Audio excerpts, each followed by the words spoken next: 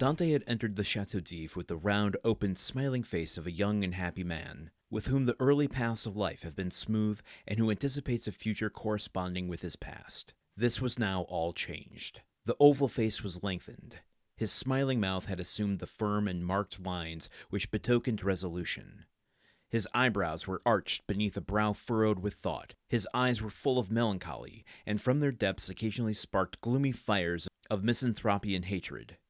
His complexion, so long kept from the sun, had now the pale color which produces, when the features are encircled with black hair, the aristocratic beauty of the man of the North. The profound learning he had acquired had besides diffused over his features a refined intellectual expression, and he had also acquired, being naturally of a goodly stature, that vigor which a frame possesses which has so long concentrated all its force within itself. To the elegance of a nervous and slight form had succeeded a solidity of a rounded and muscular figure. As to his voice, prayers, sobs, and imprecations had changed it so that at times it was of a singular penetrating sweetness, and at others rough and almost hoarse. Moreover, from being so long in twilight or darkness, his eyes had acquired the faculty of distinguishing objects in the night, common to the hyena and the wolf. Edmond smiled when he beheld himself. It was impossible that his best friend, if, indeed, he had any friend left, could recognize him. He could not recognize himself. The master of the La Jeune Amélie, who was very desirous of retaining amongst his men a man of Edmond's value, had offered to advance him funds out of his future profits, which Edmond had accepted. His next care on leaving the barber's, who had achieved his first metamorphosis, was to enter a shop and buy a complete sailor's suit. A garb, as we all know, very simple and consisting of white trousers, a striped shirt, and a cap. I'm immediately put in mind of Gene Kelly dressed as a sailor in Anchors Aweigh with that final image there. I don't think Dante is going to be dancing with a cartoon mouse anytime soon, but we are now getting the physical transformation of Dante. We've had the kind of mental and emotional transformation of Dante in the cell, not to its final form yet, but now Dante is having a moment of reflection, seeing himself and not recognizing himself, and recognizing in not recognizing himself that other people won't recognize him as well. I'm also put in mind of all of those memes that go out after a presidency where you see how it has aged the person from when they entered office to when they left office. Gonna just pause for a moment of anxiety there. This has been a total transformation of Dante. His voice, his face, his eyes, what's behind the eyes, what's behind the face, what the face is conveying to the outside world. What a mind fuck that would be to just look in the mirror one day and not recognize who you see. I've had a small glimpse of that, a small little taste of that going through a midlife crisis recently, but not to this extent. I want to talk a little bit too about the literary craft of Dumas in this. Since doing this podcast and breaking this writing apart to this degree, I've picked up on things that, as someone who likes to write in my spare time, have known, but I've never been myself sophisticated enough to employ something like this. So it's great to kind of pause, go slow, and really look at what's happening on a technical level to better understand how great writers can evoke things beyond just the story. It's how they're telling the story, the words they're choosing. And the line I want to pull out specifically is when he's talking about Edmond having spent so much time in twilight and darkness while imprisoned. He compares him here, saying he had acquired the faculty of distinguishing objects in the night common to the hyena and the wolf. Those are both predators.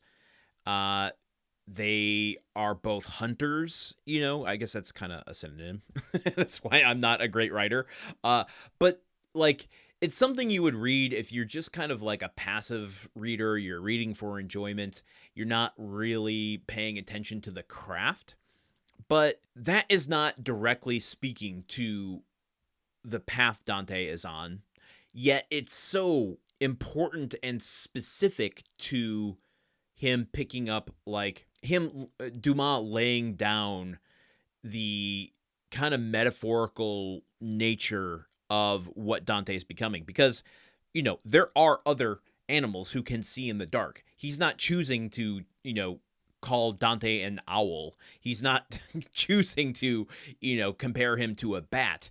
It's these, wolf and hyena have these connotations that come with them of drooling or blood-soaked mouths. Like, they are apex predators. They're going to tear their enemies and their prey limb from limb. They're going to hunt and be relentless about what they pursue and what they leave behind. That's not an owl, which, is patient and moves with precision and chooses small prey. Like, a wolf is gonna, like, just take its time. A wolf, hyenas especially, are just gonna, like, ravage their prey. And I think that's important to the kind of subconscious nature that Dumas is pushing us into understanding what Dante is becoming here. Which, if you want to take that one step further, is kind of interesting to go, okay, this story, this long story that we still have a long way to go through, is going to have an end at some point. Do we want to end this story with him being a wolf or a hyena with, the blood-soaked snout standing over his enemies? Or, is that where Dante is now? And is it also setting up some sort of redemption arc for him? Like, he has to go through this purgatory of revenge to come out the other side a changed man for the better. I don't know. I have no idea where this story is going, obviously. But, like, if we do follow Dante all the way to the end, and who knows, maybe Dumas is going to pull a Hitchcock on us, kill Dante halfway through, and we follow Villefort the rest of the book. Maybe. I don't know.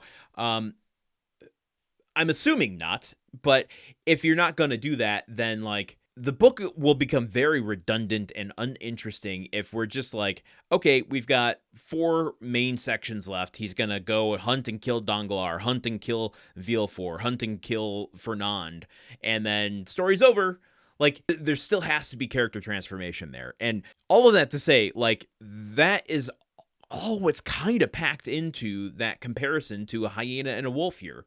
And that's the level of sophistication that I would not have really been able to recognize for what it is previous to doing this podcast. So I'm very excited about my evolution as a reader, as a writer, as someone who appreciates the craft of writing that is coming from this weird, absurd exercise we're doing. But why don't we see if there's more of this stuff as we learn more of who Dante sees himself as while he's buying his little sailor suit. So join me here tomorrow as we continue through chapter 22. Until then, you know where to find me. Okay, goodbye. The Countdown of Monte Cristo is part of the Gruntwork Podcast Network. This show is produced, edited, and hosted by Landon Solano. The original text of The Count of Monte Cristo by Alexandre Dumas. Theme song by Magic Solo. If you want to support the show and others like it, visit patreon.com/gruntworkpod. Thank you for listening. See you tomorrow.